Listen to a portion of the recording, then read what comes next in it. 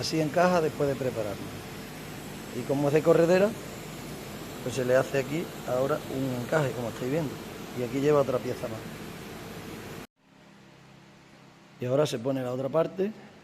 Aquí hemos puesto estas maderitas, pero luego hay que poner una placa más fina. Esta es la cara de atrás. La de adelante tiene un diseño de rayas diferente.